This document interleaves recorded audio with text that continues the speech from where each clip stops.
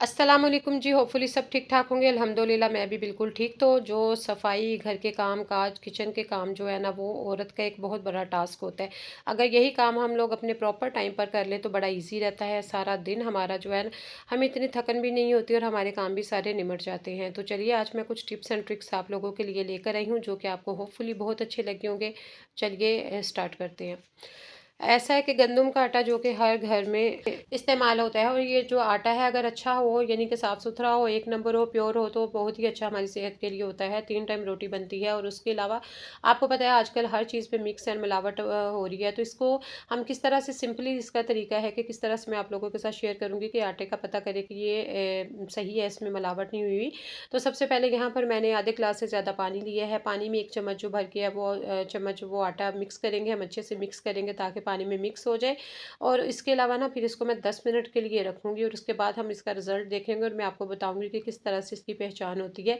जिन लोगों के पास प्योर होता है उनको तो फ़ायदा होता है कि भई ये ठीक है, घर की गंदम होती है। यहाँ पर ये देखें आटा जो है वो प्रॉपर बैठ चुका है ग्लास में, तो ऊपर कुछ भी नहीं है, तो ये एक नंबर है। अगर ऊपर कोई छिलके वगैरह या कोई भी चीज़ें ऊपर तैरती नज़र आएँ तो फिर आटा जो होता है ना वो आपका सही नहीं होता। तो ये देखें ये पेंदे में बैठा हुआ है आटा, तो ये बिल्कुल प्योर है, साफ़-सुथरा है, तो इसको हमें पता है कि ये ओरिजिनल है, ठीक है। और अगर ये इन केस कि अगर ये प्योर नहीं ना होता तो इसकी क्या पहचान थी कि ऊपर पूरी चीज़ें तैयार ही होती, यानी कि जो भी उसमें छाछ वगैरह जो भी मिक्स किया हुआ होता है जो तो वो फिर प्योर नहीं होता। तो ये हमारा डन है।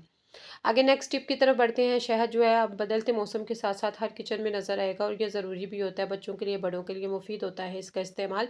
तो इसकी भी आज हम लोग जानेंगे कि अगर ये प्योर शहद है उसको किस तरह से मालूम किया जाए, और अगर ये प्योर नहीं है तो सिंपली इसका भी तरीका है। तो औरतें लाजमी ये चीज़ें चेक कर लिया करें तो बहुत ही फ़ायदा होगा। सिंपली आपने कटोरी में पानी लिया और थोड़ा सा, बिल्कुल इसमें ज़्यादा नहीं, थोड़ा सा हम शहद इसमें ऐड करेंगे और 10 मिनट हमने छोड़ना है इसे। उसके बाद देखेंगे कि अगर तो शहद पानी में मिक्स हो गया तो वो 2 नंबर होगा, यानी कि मिलावट वाला होगा। अगर शहद इसी तरह से स्टिल रहा तो वो 1 नंबर होगा। तो गोया कि ये हमारा, ये देखिए शहद जिस तरह से हमने डाला था वैसा का वैसा ही है, तो इट्स मीन कि ये प्योर है और नंबर 1 है। नेक्स्ट टिप की तरफ आते हैं। वैसलीन बदलते मौसम के साथ साथ हर घर में नज़र आएगी आपको। जैसा कि अब विंटर चल रहा है और इस वैसलीन के बहुत से फ़ायदे हैं। इनमें से एक फ़ायदा जो है मैं आपको बताने जा रही हूँ, उससे पहले आप लोगों से रिक्वेस्ट है कि जो न्यू है वो चैनल को सब्सक्राइब कर लें, बेल आइकन के बटन को लाजमी प्रेस कर लें। करना क्या है जी, हमने वैसलीन जो है थोड़ी सी, बिल्कुल वैसलीन ली, उसमें आपके घर में कोई भी टूथपेस्ट है, कोई भी किसी भी ब्रांड का है, तो आपने थोड़ा सा बिल्कुल वो मिक्स करना है, अच्छे से मिक्स करेंगे। अब हमने करना क्या है कि आजकल जैसा कि मच्छर का मौसम है, कीड़े वगैरह या कोई काट जाता है, मच्छर अगर काट जाता है तो उस हमारी स्किन पे रैश भी बहुत होती है और वो खारिश भी बहुत होती है और उसकी अजीब से उसका जो है ना हमारी स्किन हार्श सी हो जाती है। तो अगर आप ये लगा लेंगे उसके बाद ना तो आपको फील होगा कि किसी चीज़ ने का मच्छर वगैरह ने काटा है, तो आपको आपकी जो स्किन है वो भी सही रहेगी। तो ये बहुत ही है, ये वैसे भी आप पाँव पर भी इस्तेमाल कर सकते हैं। और यकीन करिए मैंने ना इसमें मिक्स किया अपने हाथों पे इतना सा और 10 मिनट रखा है। उसके बाद वैसे भी मैंने दोनों हैंड के साथ ना अपने हाथों को कंपेयर किया, तो ये जिसके ऊपर मैंने वैसलीन लगाई थी मुझे बहुत ही वो नीट एंड क्लीन लगा। उसके अलावा हम ग्लासेस साफ़ करने के लिए भी यही वैसलीन और जो पेस्ट है ना उसके शीशे साफ़ करने के लिए ग्लासेस के बहुत कमाल के हैं। यकीन करिए इस तरह से पहले थोड़ा सा हमें लगा कि ये मेसी सा क्रिएट हो गया, लेकिन बाद में टिश्यू के साथ 1 सेकंड 2-3 सेकंड रखने के बाद टिश्यू के साथ साफ़ कर लें, किसी साफ़ कपड़े के साफ़ कर लें तो ग्लासेस जो है ना बहुत चमकदार हो जाएंगे। ज़ाहिर है जो स्क्रैचेस पड़े होंगे वो तो नहीं ख़त्म हो सकते, और लेकिन इसका जो है ना शीशा बिल्कुल नीट एंड क्लीन हो जाएगा और आपको बहुत ही अच्छा इसका रिज़ल्ट नज़र आ जाएगा। ये देखिए हाथों का 10 मिनट का कमाल, और इतनी सॉफ्ट सी स्किन मेरी लग रही थी, तो आपको ये भी बहुत अच्छी टिप लगेगी। नेक्स्ट टिप की तरफ आते हैं कि जो कप ग्लास वगैरह शीशे के बर्तन इस तरह से हर घर में टूटते हैं, बच्चों वाले घरों में तो ये बहुत ज़्यादा चीज़ें ख़राब होती हैं। आपने क्या करना है, हमारे ये अपने घर में से तो निकल जाते हैं, हम लोग डस्टबिन में गिराते हैं, लेकिन ये किसी इंसानी खतरा या जानवरों का जो है ना जान का खतरा ना बने, तो इसके लिए ये लाजमी एक छोटी सी टिप है लेकिन लाजमी फॉलो कीजिएगा। एक तो ये है कि हमें दूसरों की जान की कदर करनी चाहिए, चाहे वो इंसान है या जानवर है।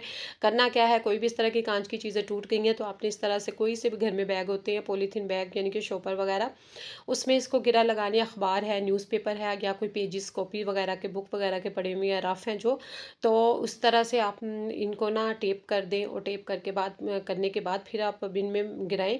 तो यकीन करेंगे इस तरह से जो है ना, जानवर समटाइम होता है कि जो कचरादान में, कूड़ादान में वो मुंह मारे होते हैं तो उन वो ज़ख्मी होने का ख़तरा होता है।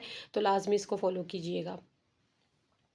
नेक्स्ट टिप है कि जब हमने कोई कभी सौदा या ग्रोसरी या कुछ भी लिखना हो ना, हम कभी बच्चों की कॉपियाँ फाड़ रहे होते हैं, कभी पेज ढूंढ रहे होते हैं, कभी पेन ढूंढ रहे होते हैं, तो आप क्या करें कि सिंपली इस तरह के कागज़ कागज़ आते रहते हैं। ये मैंने जूते लिए थे, जो उनमें से और भी थे, उनको भी इसी तरह से मैंने क्या किया है कि सिंपली आप इनको कटिंग करके, तो फेंकने की बजाय बेहतर है कि सीज़र के साथ कट कर लें। कट करके साथ ही पेन इसके ऊपर लगा के, तो अपने फ्रिज के ऊपर या अपने किचन में किसी भी कैबिनेट में रख दें, ताकि आपको पता हो भाई ये कागज़ जो है हमारे पास है, अवेलेबल है, पेन भी है। तो अगर आपने कोई ग्रोसरी लिखनी है, कुछ भी लिखना है, तो आप इनके ऊपर इनका यूज़ कर सकते हैं। उसके बाद इसको कचरादान में फेंकें, या इस तरह इस्तेमाल करने के बाद। तो है ना, ये छोटी सी टिप, छोटी छोटी सी टिप्स हैं लेकिन अमेजिंग है।